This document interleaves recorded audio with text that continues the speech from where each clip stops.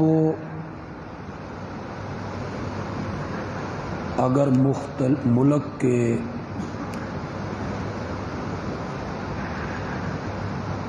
ایسے خطیبوں کو سنتے ہوں جو بڑے لچھے دار ہیں،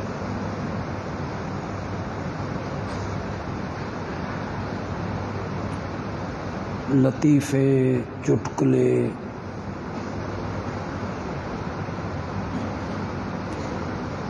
بیان کرنا ان کے بائیں ہاتھ کا کھیل ہے،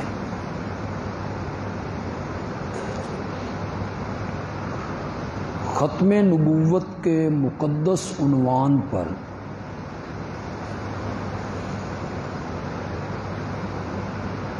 ان کی ساری خطابت اور تقریر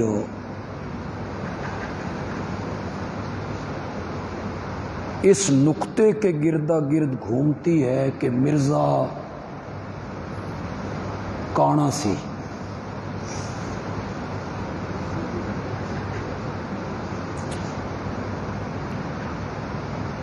وہ مخبوط الحواس تھا، نیچے والا بٹن اوپر والے کاج میں لگا دیتا تھا، اوپر والا بٹن نیچے والے کاج میں لگا دیتا تھا۔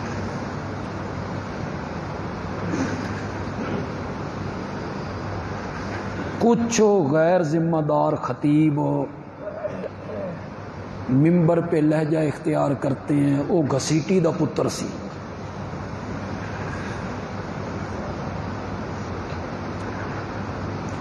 بد شکل تھا، صورت اچھی نہیں تھی۔ امیر شریعت حضرت سید عطا اللہ شاہ بخاری رحمت اللہ علیہ نے سارا دن ایسے خطیبوں کی تقریریں سنی، بیٹھے ہوں گے کہیں قریب کمرے میں، ختم نبوت کانفرنس تھی، جو خطیب آیا اس نے یہی بیان۔ شاہ جی تشریف لائے تو شاہ جی نے ایک جملے سے اپنی تقریر کا آغاز کی۔ شاہ جی نے کہا میں صبح سے سن رہا ہوں، اس کی ایک آنکھ نہیں تھی، لباس صحیح نہیں پہنتا تھا، بد شکل تھا،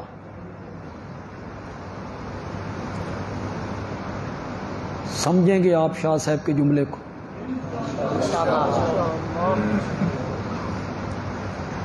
شاہ جی نے کہا اگر مرزا قد کا سرو ہوتا، سرو قد بڑا مشہور ہے نا، طویل لمبا قد، اگر مرزا قد کا سرو ہوتا، آنکھیں اس کی چشم غزالہ ہوتی، کمر اس کی پتلی ہوتی، سینہ اس کا چوڑا ہوتا، چہرہ اس کا روشن ہوتا، پھر وہ نبوت کا دعویٰ کرتا تو ہم نبی مان لیتے؟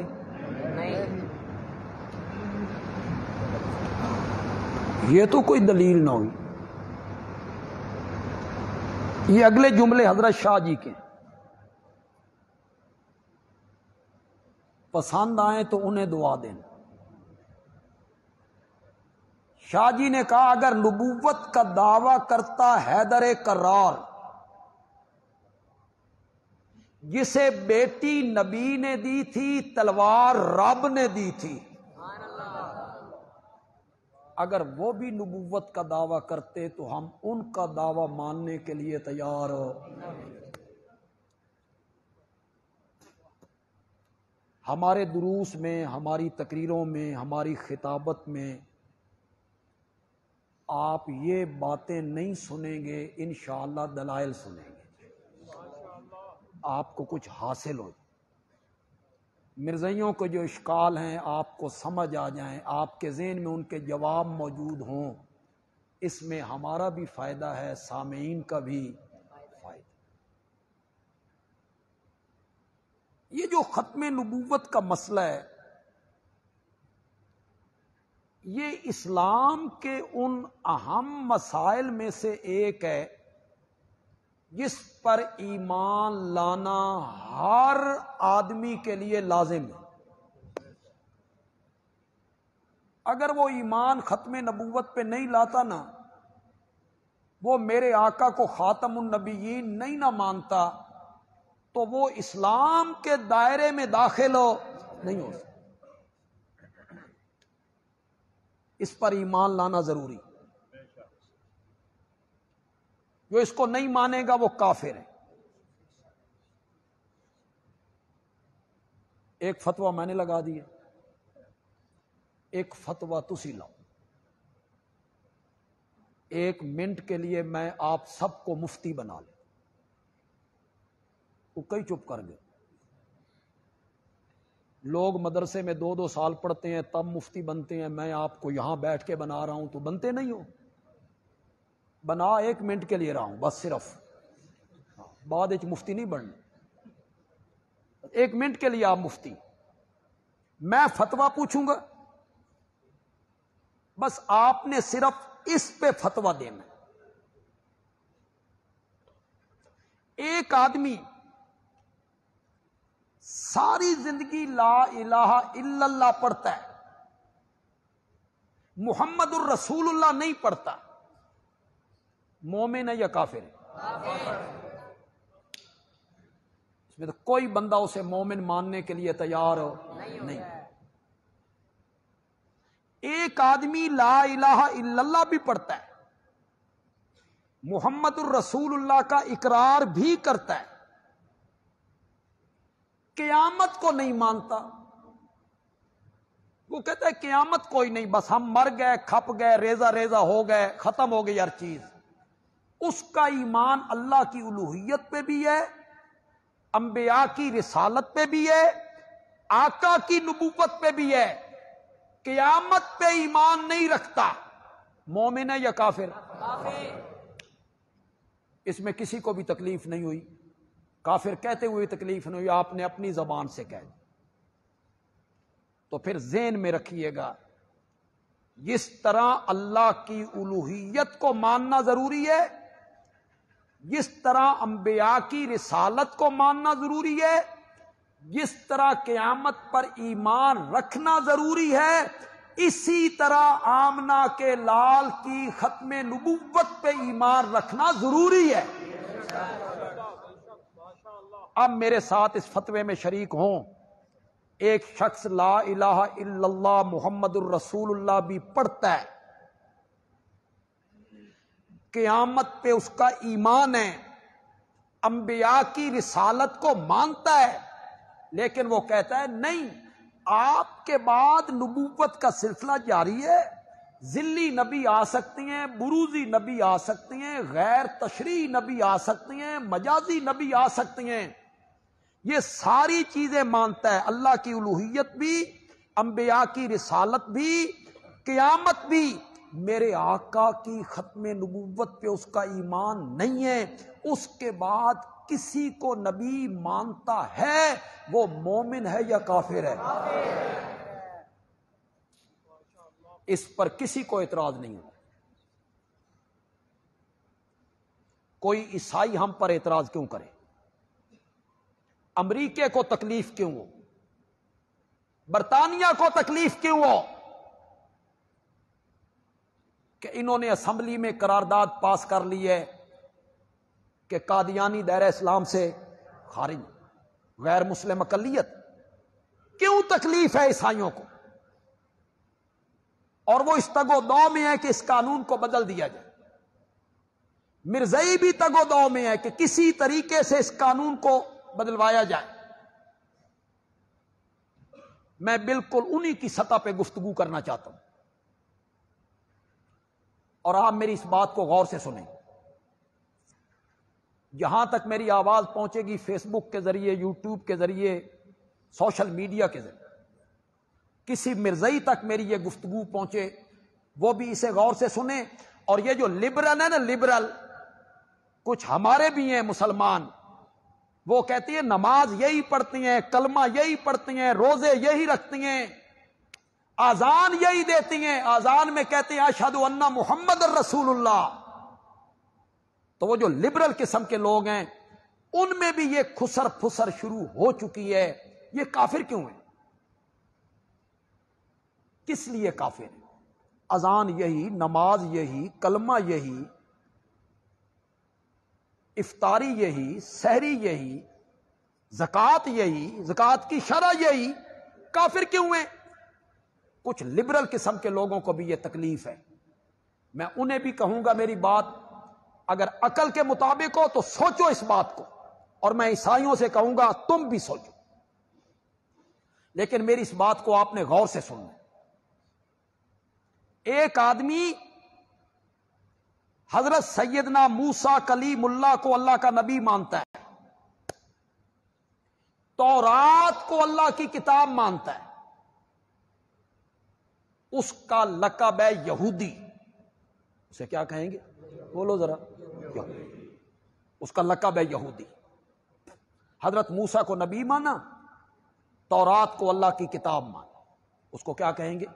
یہودی. میری بات غور سے سننی آپ. یہی یہودی حضرت موسیٰ کو نبی ماننے والا، تورات کو اللہ کی کتاب ماننے والا، یہی یہودی حضرت عیسیٰ پر ایمان لے آیا، اور اس نے انجیل کو اللہ کی کتاب مان لی. اب وہ کیا ہو گیا؟ بولتے کیوں نہیں؟ اب اس کا لقب کیا ہے؟ اس نے کہا ہے کہ حضرت موسیٰ پہ میرا ایمان کوئی نہیں. کہا اس نے کہا ہے کہ تورات اللہ کی کتاب کوئی نہیں. یہ حضرت موسیٰ کو نبی مانتا ہے سچا، تورات کو اللہ کی کتاب مانتا ہے. کام اس نے کیا کیا؟ ایک نئے نبی کو مان لیا. تو یہ اب یہودی کے بجائے کیا ہو گیا؟ عیسائی. ہم دنیا بھر کے یہودیوں کو کہیں گے اس نو یہودی منو. سارا دباؤ ہم پر ڈالتے ہو کہ مرزیوں کو مسلمان مانو، تم اس بندے کو یہودی مانو. اس نے حضرت موسیٰ کا انکار نہیں کیا، اس نے تورات کا انکار نہیں کیا، اس نے کام صرف یہ کیا ہے کہ ایک نئے نبی کو مان لیا. تو یہودی کہتے ہیں اب یہ یہودی نہیں رہا، اب یہ کیا ہو گیا؟ یہی عیسائی آمنہ کے لال کو نبی مان لیتا ہے اور قرآن کو اللہ کی کتاب مان لیتا ہے. حضرت عیسیٰ کا انکار نہیں کرتا، انجیل کا بھی انکار نہیں کرتا، منکر نہیں. حضرت عیسیٰ کو بھی اللہ کا نبی مانتا ہے، لیکن ایک نئے نبی کو مانا، آمنہ کے لال پر ایمان لے آیا. اب یہ کیا کہلائے گا؟ ہم عیسائیوں سے کہتے ہیں ہم پر دباؤ ڈالتے ہو کہ انہیں مسلمان مانو. تم اس عیسائیت کو چھوڑ کے دین اسلام میں آنے والے کو عیسائی مانو نا، مانو اسے عیسائی. کہتے ہیں نہیں، اب اس نے ایک نئے نبی کا کلمہ پڑھا ہے، اب یہ عیسائی نہیں رہا، اب یہ کیا ہو گیا ہے؟ مسلمان ہو گیا ہے.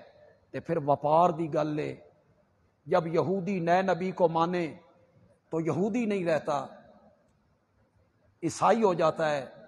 عیسائی آخری نبی کو مانے، عیسائی نہیں رہتا، مسلمان ہو جاتا ہے.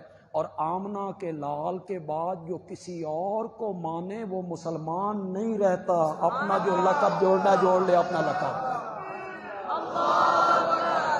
یہ تے وپار دی گل. کیوں دباؤ ڈالا جاتا ہے؟ لبرل قسم کے لوگ جو اپنے آپ کو مسلمان کہلاتے ہیں، انہیں کیا تکلیف ہے کہ مرزائیوں کو مسلمان مانو؟ انہوں نے ایک نئے نبی کا کلمہ پڑھا، ایک نئے نبی کو کہا کہ یہ اللہ کا نبی ہے.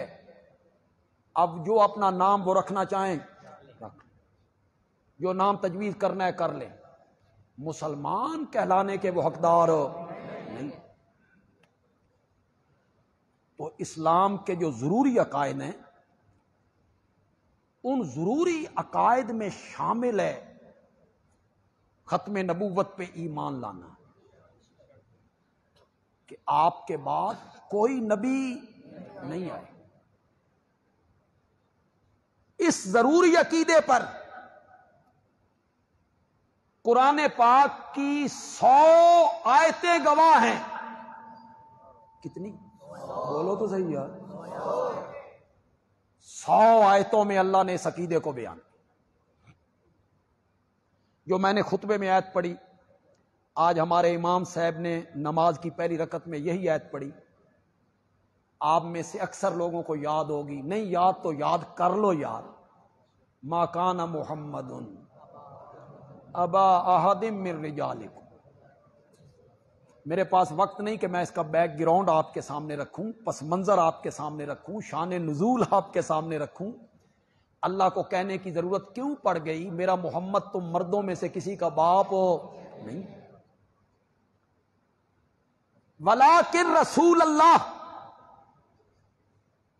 لیکن وہ اللہ کے رسول ہیں. وخاتم النبیین،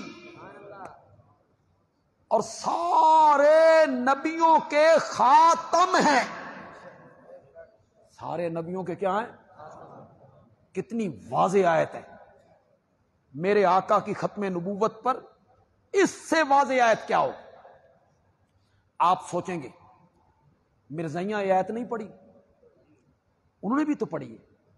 یہی قرآن وہ پڑھتے رہتے ہیں. مرزے نے جو اس کا معنی کیا، مرزائی اس سے مطمئن ہو گئے. مرزے نے اس کے 2 معنی کیے. مرزے نے ایک معنی خاتم کا کیا، خاتم النبیین، نبیوں کی مہر. کیا معنی کیا؟ نبیوں کی مہر.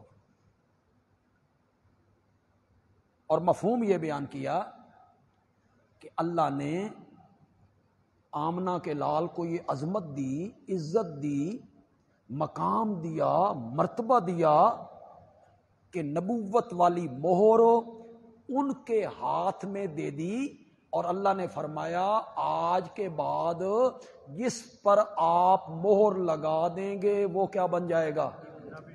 یہ مرزے نے مانا کی. وہ سمجھ بھی تو نہ آئی کہ کون نہیں آئی؟ نبیوں کی. تو مرزا کہتا ہے وہ جو مہر آپ کے ہاتھ میں تھی وہ آپ نے مجھ پہ لگائی اور میں کیا ہو گیا؟ نبی. میں نبی ہو گیا. یہ ایک معنی کیا مرزے نے. مرزا ہی اس سے مطمئن ہو گئے. دوسرا معنی اس نے کیا خاتم بمعنی افضل.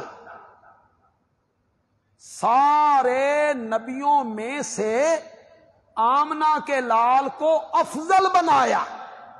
خاتم کا کیا معنی کیا؟ افضل. میں اس پر لمبی چوڑی گفتگو نہیں کرنا چاہتا. میں یہ جانتا ہوں یہ جو آج کے مرزائی ہیں، یہ نئی نسل جو ہے، کالجوں میں پڑھنے والے، یونیورسٹیوں میں پڑھنے والے، یہ وکیل، کچھ پروفیسر، کچھ ڈاکٹر، انہوں نے مرزے کی کتابیں پڑھی نہیں. یہ ذہن میں رکھیں. انہیں مرزائیت کا پتہ کوئی نہیں. انہیں اختلاف کی نوعیت کا ہی پتہ نہیں. یہ کیوں مرزائی ہیں؟ اس لیے کہ ان کے باپ دادا کیا تھے؟ وہ دیکھتے آ رہے ہیں کہ ہمارے باپ دادا مرزائی تھے، احمدی کہلاتے ہیں، احمدی، لہذا ہم بھی احمدی ہیں، ہم بھی مرزائی. انہوں نے کتابیں پڑھی.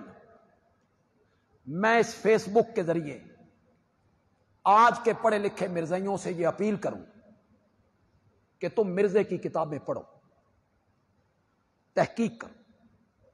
پڑھے لکھے ہو، وکیل ہو، بیرسٹر ہو، پروفیسر ہو، ڈاکٹر ہو، کالج یونیورسٹیوں میں پڑھنے والے بچے ہو، جستجو کرو، پرکھ کرو، تحقیق کرو،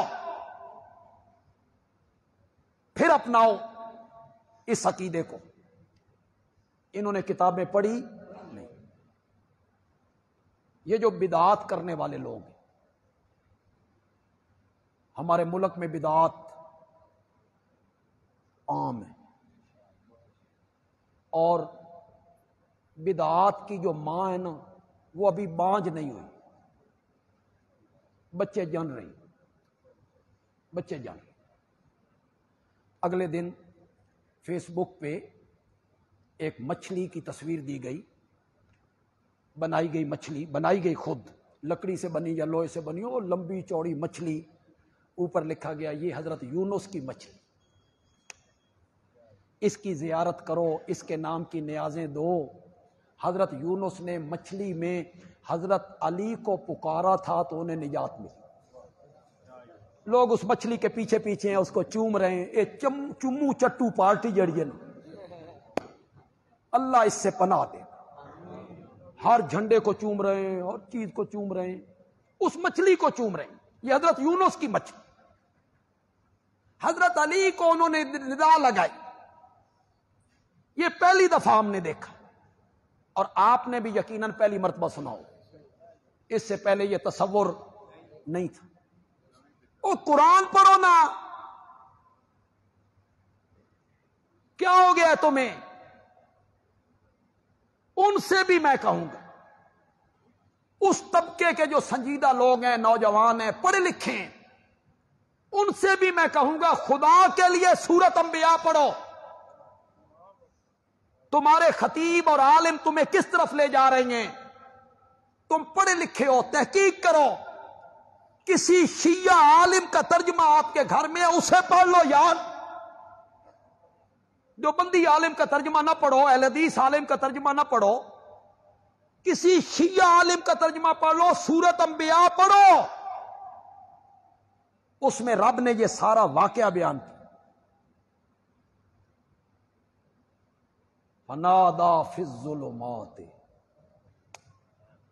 یونس نے اندھیروں میں آواز لگائی، لا الہ الا انت سبحانک انی کنت من الظالمین۔ یہ قرآن ہے۔ وہ مچھلی، اس میں حضرت یونس حضرت علی کو ندا دی، خدا دی قسم ہے، نہ میرے نبی کے فرمان میں ہے، اور 12 جو امام ہیں، کسی ایک امام کا قول بھی تمہارے پاس موجود نہیں۔ کہیں سے تو کوئی دلیل ہو تو بدعات جو ہے نا، یہ ہمارے ملک میں بدعت جننے والی جو مائیں ہیں نا، یہ بانج نہیں ہو، دن بدن بدعات نکل رہی ہیں، لوگ بھی خوش ہوتے ہیں۔ ویسے ہمارے پاکستانی اور یہ جو ایشیا کے لوگ ہیں، بر صغیر پاک و ہند، ان کا نظریہ یہ ہے بھئی کرنا کرانا کچھ نہ پوے تے جنت لب جائے، یہ ان کا ذہن ہے۔ نہ نمازیں پڑھیں، نہ اچھے عمل کریں، برائیوں سے نہ رکیں، کم تولنے سے نہ رکیں، ملاوٹ کرنے سے نہ رکیں، جھوٹی گواہیوں سے نہ رکیں، سارے کام کریں، 2 نمبری کریں، کم تولے، ملاوٹ کریں، گاہک کو دھوکہ دیں، جھوٹی قسمیں اٹھا کے سودے بیچیں، دفتروں میں رشوت لیں، ظلم کریں، غریبوں کا کام نہ کریں، ہمیں کچھ کرنا نہ پڑے، سال کے بعد ربیع الاول میں 1000 کی جھنڈیاں لگائیں، اللہ بھی راضی اور نبی بھی۔ یہ علماء نے انہیں پٹی پڑھائی، یہ علماء نے انہیں سکھایا کہ جھنڈیاں لگانے سے نبی راضی ہو، جس نے زیادہ جھنڈیاں لگائیں اس پر نبی زیادہ راضی ہو۔ حیف نہیں یار، تمہیں کبھی اس پر افسوس نہیں ہوا کہ اس طبقے نے اتنی عظیم ہستی کو جھنڈیوں پہ خوش ہونے والا نبی بنا؟ تمہیں کبھی افسوس نہیں ہوا یار؟ انہوں نے کتنا ظلم ڈھایا ہے، اتنی عظیم ہستی، کائنات کا سرتاج،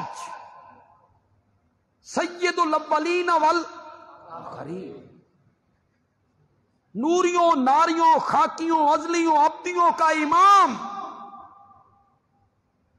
صاحب قرآن، صاحب معراج، حوض کوثر کا ساقی، لواء الحمد کا حامل، محبوب خدا، اس ہستی کو تو دیکھو اللہ کے بندو، اس ہستی کو تو دیکھو جو زمین پہ بیٹھ کر چہرہ آسمان کی طرف اٹھا دیتا ہے تو رب قبلے تبدیل کر کے رکھ دیتا ہے۔ تم نے اس ہستی کو جھنڈیوں پہ خوش ہونے والا، کیا تم ظلم ڈھا رہے ہو؟ مصنوعی پہاڑیوں پہ خوش ہوتا ہے، ٹیمپریری لائٹوں پہ خوش ہوتا ہے۔ انا للہ، راضی ہو جاتا ہے۔ سارا سال 2 نمبری کرو، سارا سال کم تولو، سارا سال رشوت لو، سارا سال حرام خوری کرو، جھوٹ بولو، عدالتوں میں جھوٹی گواہیاں دو، لوگوں کے پلاٹ مکان جائیدادوں پہ قبضے کرو،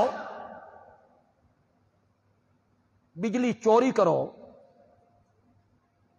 سال کے بعد جھنڈیاں لگاؤ، نبی کیا ہو گیا؟ ایک جملہ میں بڑے جلسوں میں کہا کرتا، لیکن آج یہ یہیں آ گیا ہے تو یہیں کہہ دیتا ہوں، پسند آئے تو اس جملے کو عام کر دو۔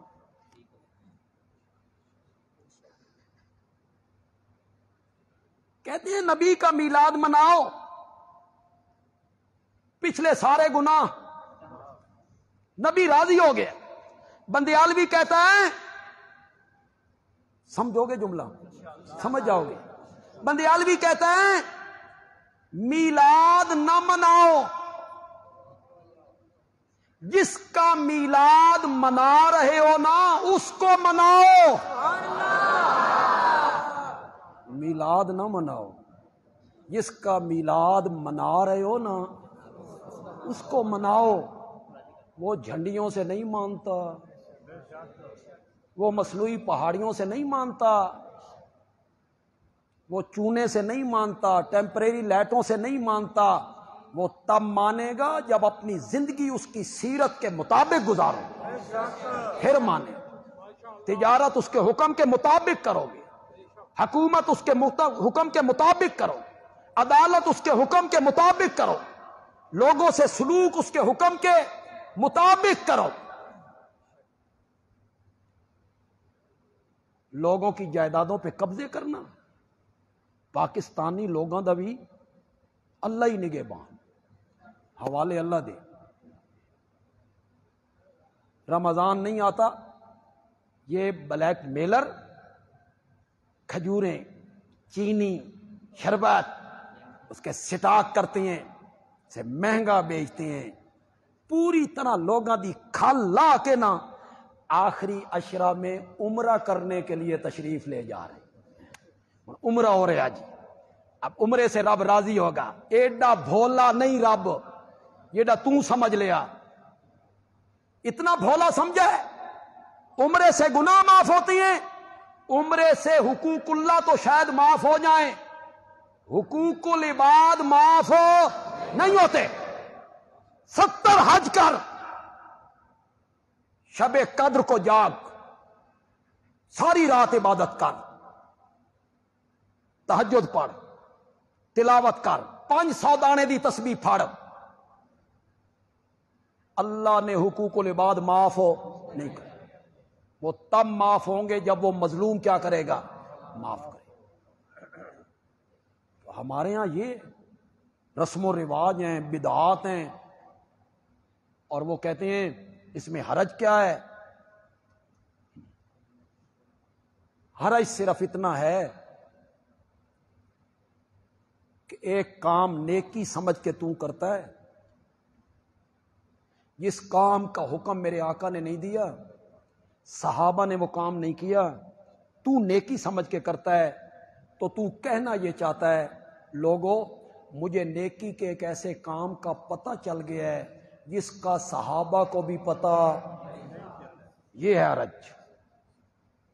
امام مالک نے کہا من ابتدع بدعۃ ویراھا حسنۃ، جو آدمی بدعت ایجاد کرتا ہے اور اسے نیکی سمجھتا ہے، وہ اس بات کا مدعی ہے کہ آمنہ کے لال نے رسالت کے پیغام پہنچانے میں خیانت کی تھی. یہ بھی نیکی کا کام تھا جو آپ نے نہیں بتایا. اب آپ کو سمجھ آئی کہ بدعت کتنا گناہ ہے. یہ تو میں تھوڑی سی وضاحت کرنا چاہتا تھا کہ ہمارے اجلاس میں یہ فیصلہ ہوا تھا کہ ان دروس میں بدعات کا رد بھی کیا جائے تاکہ لوگ آگاہ ہوں. آپ جتنے تاجر بیٹھے ہوئے تھوڑی سی جرات کیا کرو.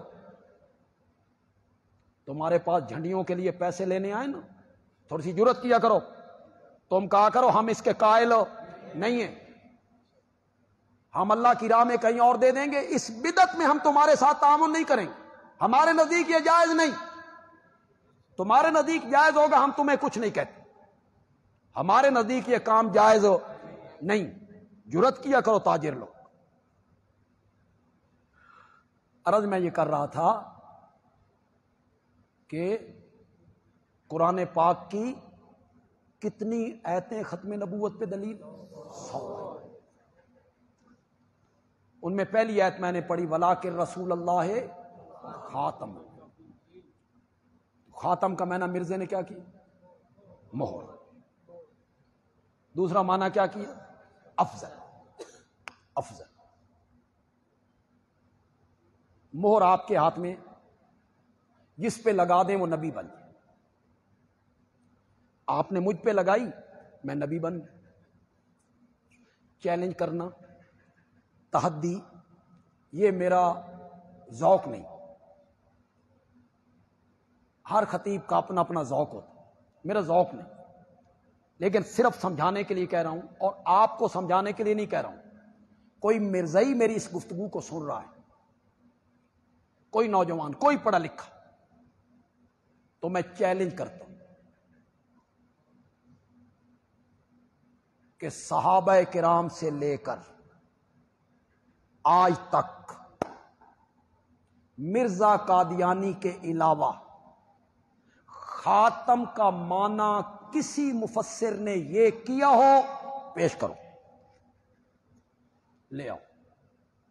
کسی مفسر نے خاتم کا معنی یہ کیا ہو. نبیوں کی مہر, نبیوں سے افضل, صحابہ سے لے کے آج تک مرزے کے علاوہ کسی نے یہ معنی کیا ہو, لے آؤ ثبوت. تمہیں قیامت کی صبح تک مہلت. لے آؤ ثبوت. مرزائیوں غور کرو, میں پڑھے لکھے مرزائیوں سے ملتمس ہوں, پھر غور کرو مرزے نے یہ معنی کیوں کیا, جب کسی صحابی سے یہ معنی منقول نہیں, کسی تابعی سے یہ معنی منقول نہیں, کسی مفسر سے یہ معنی منقول ہو نہیں. میں کہتا ہوں کہ خاتم النبیین کا معنی میں کروں, مرزے کے مقابلے میں میں معنی کروں, کر سکتا ہوں, لیکن آج کی محفل میں نہیں کرتا. میں یہ کہتا ہوں کہ خاتم النبیین کا معنی اس ہستی سے نہ پوچھ لے جن پر قرآن اترا تھا. میں معنی کروں, کیوں کروں؟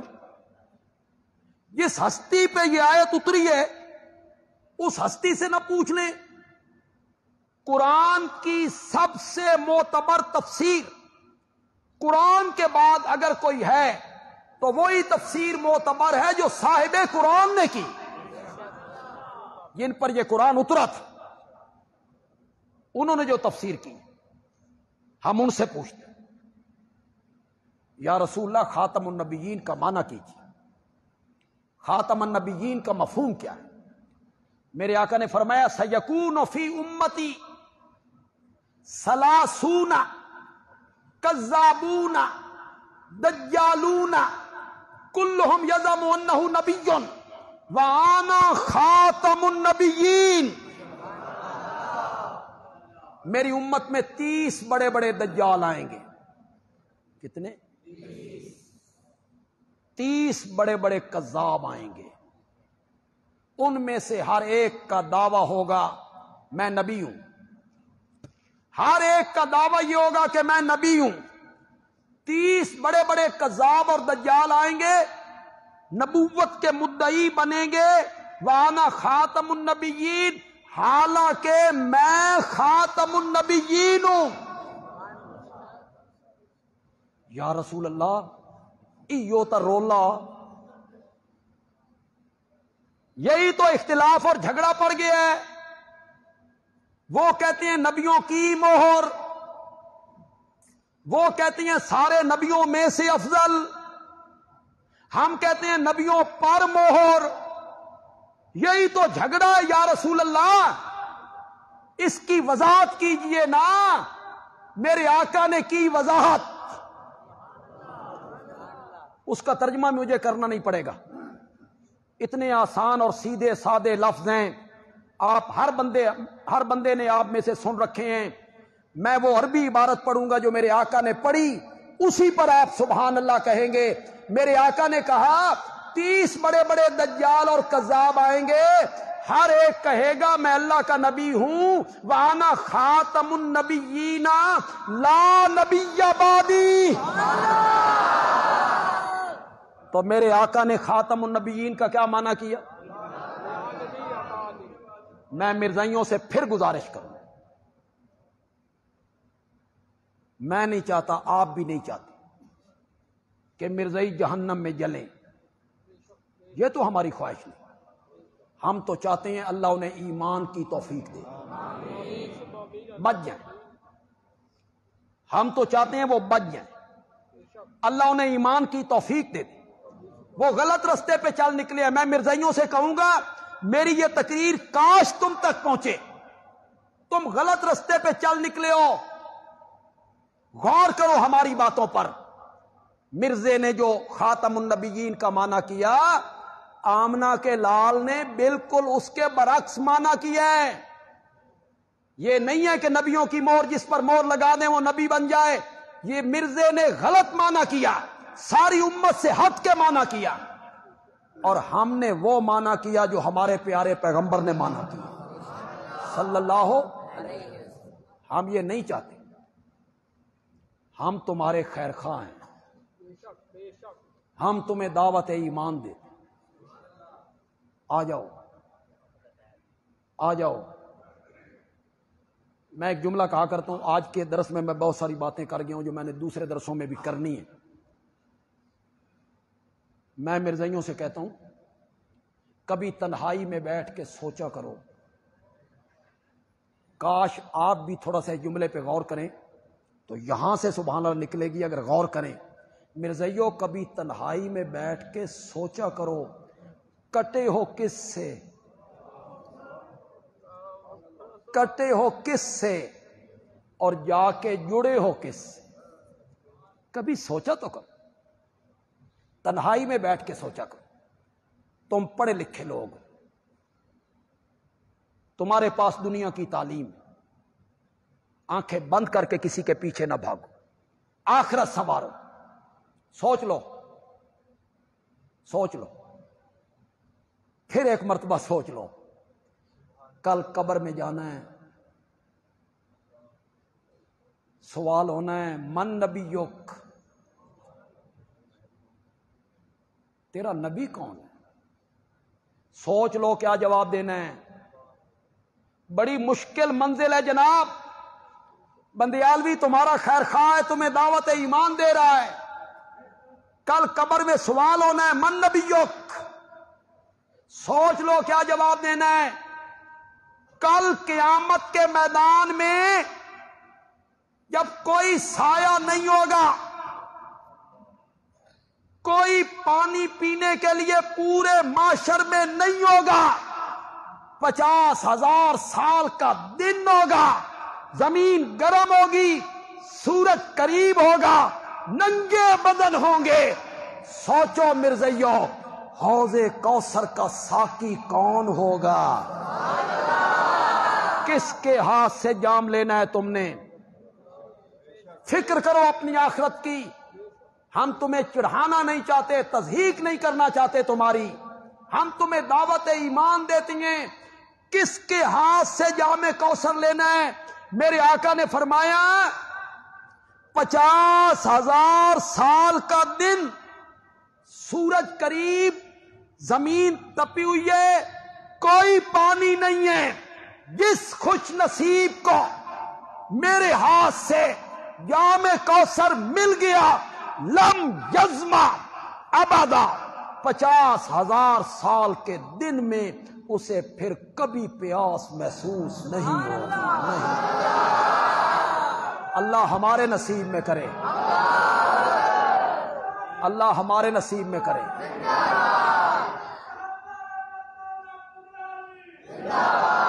اللہ ہم سب کے نصیب میں کرے۔ قیامت کے دن ہم آئیں تو آمنہ کے لال کے ہاتھوں سے جام کوثر ملے۔ مرزائیو سوچ لو، کل جام کوثر کس کے ہاتھ سے لینا ہے؟ پھر سوچو، کوئی سایہ نہیں ہوگا، ہر نبی کے ہاتھ میں ایک جھنڈا ہوگا، علامت، نشانی۔ اس نبی کی امت ماننے والے اس جھنڈے کے نیچے ہوں گے۔